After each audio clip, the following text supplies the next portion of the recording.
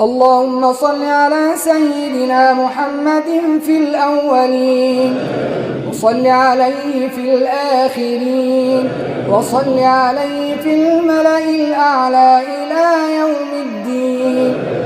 الحمد لله أن بلغتنا رمضان، اللهم لك الحمد كما ينبغي لجلال وجهك وعظيم سلطانك.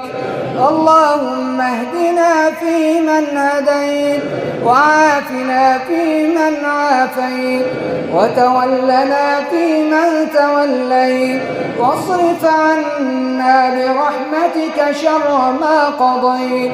اللهم اغفر لنا ذنوبنا وإسرافنا في أمرنا، وثبت أقدامنا وثبت أقدامنا وثبت أقدامنا. اللهم لك الحمد كما ينبغي لجلال وجهك وعظيم سلطانك. اللهم اجعل القرآن ربيع قلوبنا وشفاء صدورنا وذهاب همنا وغمنا. اللهم ذكرنا منه ما نسينا، وعلمنا منه ما جهلنا، وارزقنا تلاوته آناء الليل وأطراف النهار، وارزقنا تلاوته آناء الليل وأطراف النهار على الوجه الذي يرضيك عنا.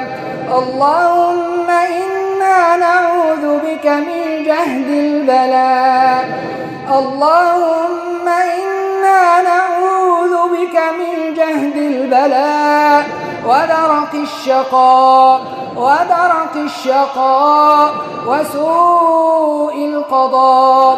اللهم إنا نعوذ بك من جهد البلاء ودرك الشقاء وسوء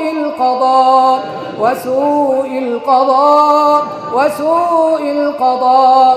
اللهم اغفر لنا ذنوبنا وإسرافنا في أمرنا، وثبت أقدامنا، وانصرنا على القوم الكافرين.